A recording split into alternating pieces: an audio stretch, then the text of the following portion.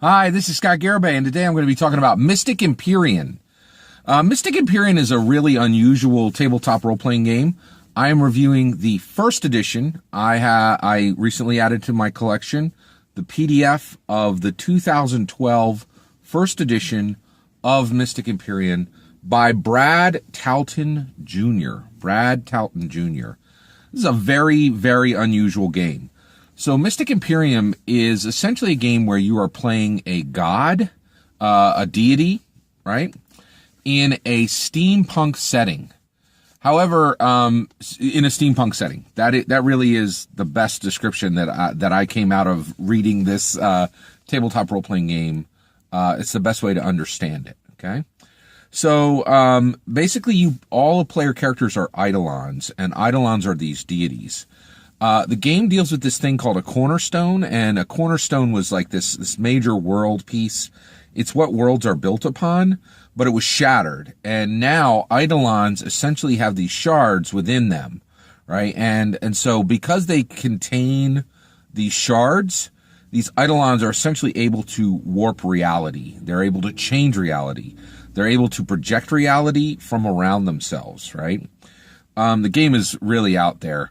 It's very unusual.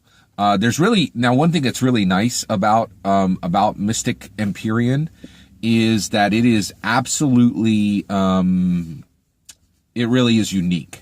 I've really never read a book like it. So I definitely have seen steampunk. Actually, steampunk tabletop role-playing games are not common. There aren't a bunch. There aren't a lot. There's more than a few. There's probably 5 to 10 of them, I think, that are major, good, solid games. And this is one of them, right? And it's been around for a while. I mean, this came out like 5 or 6 years ago. So, Mystic Empyrean is really quite a unique game. It deals with two major themes, ether and anima.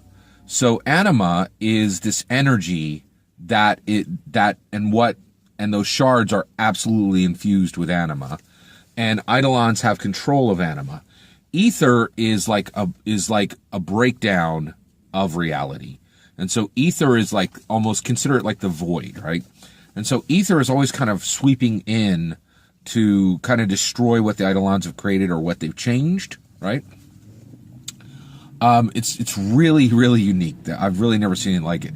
And it's unique throughout. It's absolutely unique throughout the book.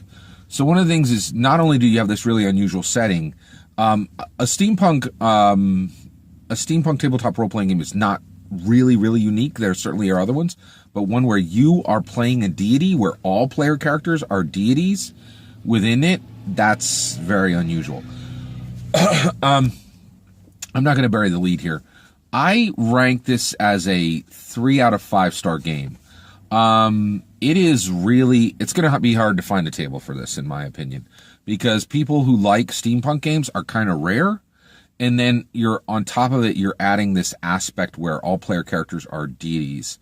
And so it's like you took a 20th level epic Dungeons and Dragons game and mashed it together with a steampunk theme. There's just really nothing like it, right? And I think you could have a lot of fun if you found just the right people, or if you constrained your player group to 2 or 3 players, right?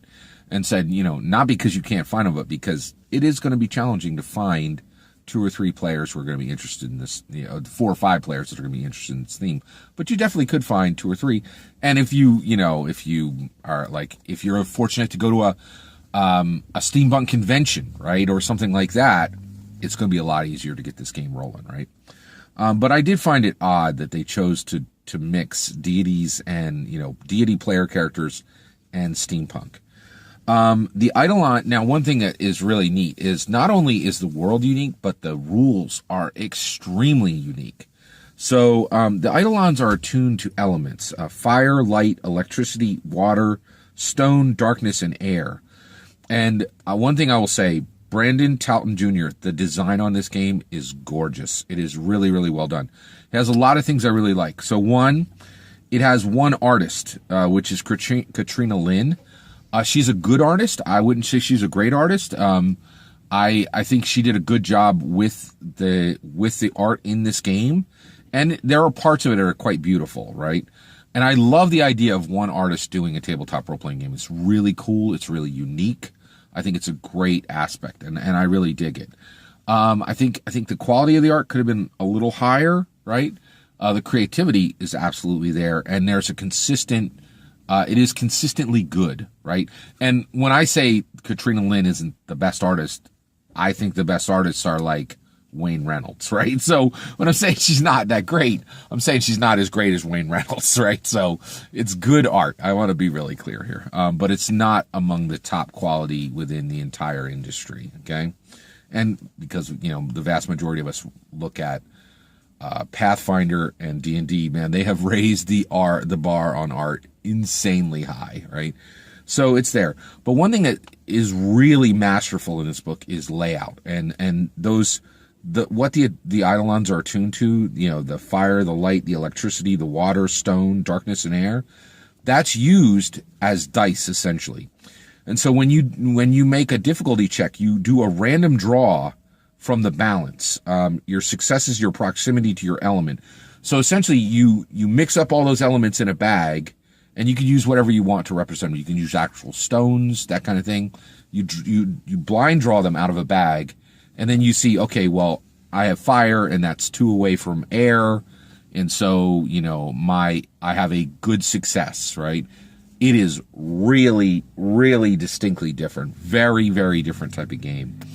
I love the layout in this game. I love the use of the elements. I really like the steampunk theme mixed with deities because it's so unique. It's really nothing like it. There's a few things I did not like about this game. Rotating GM. Done. Checked out. Gone. Lost a lot of stars for me right there. A rotating GM is a horrible idea for a million different reasons. And then also, I don't feel that Brad Talton Jr. drew the line distinctly in saying this is a tabletop role-playing game. I think he was very much, I read some storyteller games, and maybe this is a storyteller game if you like.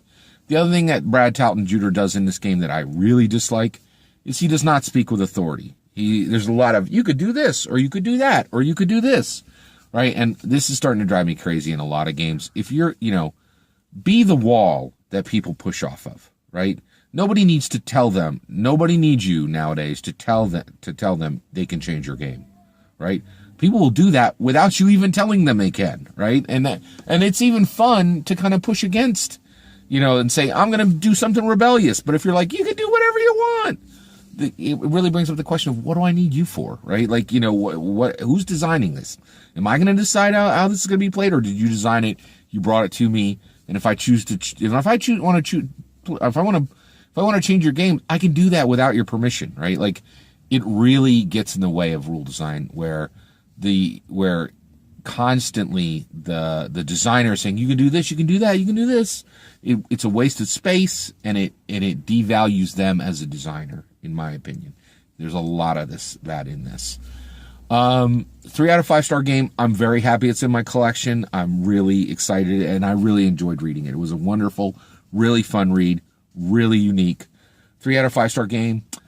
I would suggest purchase of this if you are a steampunk fan, and if you really liked World of Darkness. It's got a lot of elements of both. Also, if you're just a major TRPG collector, you collect a lot. I probably have 150. I have 150 games in my hardback. In physical.